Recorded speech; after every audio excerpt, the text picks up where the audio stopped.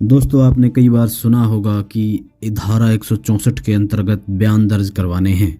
अब इसका क्या मतलब है? देखिए, दरअसल धारा 164 के अंतर्गत जुडिशियल मजिस्ट्रेट या मेट्रोपॉलिटन मजिस्ट्रेट धारा 164 के तहत बयान दर्ज करता है। ये बयान रिकॉर्ड विटनेस का भी हो सकता है और अक्यूज्ड का भी हो सकता है। साथ ही साथ ये कन्फेशनल भी हो सकता है और ये नॉन कन्फेशनल भी हो सकता है। कन्फेशनल का मतलब होता है कि उसने हाँ कह दिया कि भाई हाँ, ये ऑफेंस मैंने कमिट किया है। अब हम ये जानने की कोशिश करते हैं कि इस्तेमाल में कब आता है। देखिए, मान लो आपने किसी के खिलाफ एफआईआर दर्ज करवाई या फिर आपने क्या किया कि आपने मजिस्ट्रेट को कंप्लेंट दे दी, उन्होंने पुलिस को एफआईआर दर्ज करने के ऑर्डर दे दिए, निर्देश दे दिए।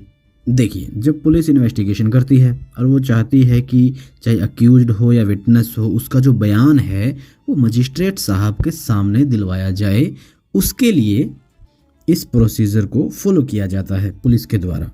यानी कि इसका इस्तेमाल कब हो रहा है? देखिए, जब इन्वेस्टिगेशन चल रही है उस दौरान इस सेक्शन का इस्तेमाल हो रहा है, यानी कि ये पिक्चर में आ रहा है।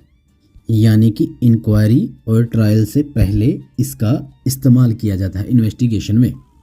इस कॉन्सेप्ट को अच्छे से क्लियर करने के लिए आपको इसकी और थोड़ी परतें खोलनी पड़ेंगी। एक सेक्शन है 161, उसका इस्तेमाल भी इन्वेस्टिगेशन के दौरान ही किया जाता है। अब उसको और समझने की कोशिश करते हैं। देखिए, पुलिस को ये पावर है कि वो विटनेसेस और अक्यूज्ड को एग्जामिन करते हैं, वो एग्जामिन ओरली करते हैं। वो एक जगह लिख भी सकते हैं, लेकिन जब वो बातचीत करते हैं, उनसे सवालात पूछते हैं, उस सवालों को समझते हैं कि क्या क्या बात हुई, पूरी बातचीत को वो देखते हैं कि अक्यूज ने क्या कहा, विटनेसेस ने क्या कहा, उस पर वो सिग्नेचर नहीं करवाते, यानी कि साइन, हस्ताक्षर नहीं करवाते। 162 इस बारे में बात करता है। जो वो लिखवाते हैं उसका इस्तेमाल बहुत ही लिमिटेड पर्पस के लिए होता है। इन्वेस्टिगेशन के दौरान मान लो कोई उनको एक बहुत अच्छा स्टेटमेंट देता है, लेकिन अब यहाँ पे पुलिस के हाथ बंधे हुए हैं, उनके पास दी हुई स्टेटमेंट की कोई खास वैल्यू है ही नहीं, क्योंकि जो वो स्टेटमेंट दे रहा है उसके बिहाफ पे काफ़ी चीज़ें क्लियर हो रही हैं। तो अब पुलिस ले जाती है 164 के बयान के लिए मजिस्ट्रेट साहब के सामने, क्योंकि उनके सामने बयान होंगे तो बात समझो पक्की समझिए। क्योंकि मजिस्ट्रेट साहब अगर रिकॉर्ड करेंगे तो बहुत स्ट्रॉन्ग पीस ऑफ एविडेंस बन जाएगा। इंडियन एविडेंस एक्ट का सेक्शन 25 कहता है कि जैसे कई बार क्या होता है, कोई कबूल कर लेता है कि हाँ भाई मैंने ये गुनाह किया है, तो फिर पुलिस हेल्पलेस हो जाती है, उसके हाथ फिर से बंधे हुए हैं। कई बार पुलिस ठोक पीट कर भी मनवा लेती है कि हाँ भाई कबूल करो, मानो कि एक्सेप्ट करो कि भैया तुम ही हो गुनहगार।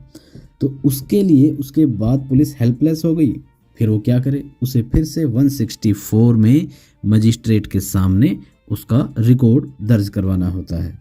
मान लीजिए पुलिस ने अपनी चार्जशीट को सबमिट कर दिया, कुछ शर्तों के आधार पर बाद में मजिस्ट्रेट उसको कन्फेशनल रिकॉर्ड कर सकता है, पर शर्त ये है कि मजिस्ट्रेडियल इंक्वायरी या ट्रायल शुरू नहीं हुआ होना चाहिए। इसका सब सेक्शन 3 ये कहता है कि अगर कोई व्यक्ति कन्फेशन रिकॉर्ड होने से पहले कहता है कि मैं कन्फेशन रिकॉर्ड नहीं करवाना चाहता, तो मजिस्ट्रेट साहब उसे पुलिस कस्टडी में नहीं भेजेंगे। इसके सब सेक्शन 4 में बताया गया है कि कैसे रिकॉर्ड करेंगे मजिस्ट्रेट साहब। इसे रिकॉर्ड किया जाएगा सेक्शन 281 के तहत। जिस व्यक्ति ने कन्फेशन किया है उस व्यक्ति के सिग्नेचर होंगे। इसमें एक बात और है, जो 164 का सब सेक्शन 4 है, ये मैंडेटरी प्रोविज़न है। मैजिस्ट्रेट साहब ने अगर इसे फॉलो नहीं किया तो जो वो कन्फेशन है, वो जो रिकॉर्ड होता है, वो इनएडमिशेबल हो जाएगा, यानी कि ये अमान्य हो जाएगा। एक केस था Dhananjay Reddy versus state of Karnataka 2001 का। इसमें माननीय सुप्रीम कोर्ट ने कहा कि जो कन्फेशन की स्टेटमेंट रिकॉर्ड हुई है उसके नीचे उसके हस्ताक्षर नहीं होते, वो कन्फेशन स्टेटमेंट अमान्य हो जाएगा, यानी कि वो रद्द हो जाएगा। लेकिन वो रद्द तब होगा जब स्टेटमेंट देने वाला उसके ऊपर कोई विवाद नहीं करता, कोई इशू नहीं देता कि भाई मुझे इससे दिक्कत है, आपत्ति है। उम्मीद करता हूँ आपको जानकारी पसंद आई है। आप हमारे चैनल को फ्री में ग्रो करने में मदद कर सकते हैं, लाइक करके, शेयर करके, सब्सक्राइब करके। अगर आप ऐसा करेंगे तो और वीडियो बनाने में हमें थोड़ा हौसला मिलेगा। आपका बहुत बहुत धन्यवाद, शुक्रिया।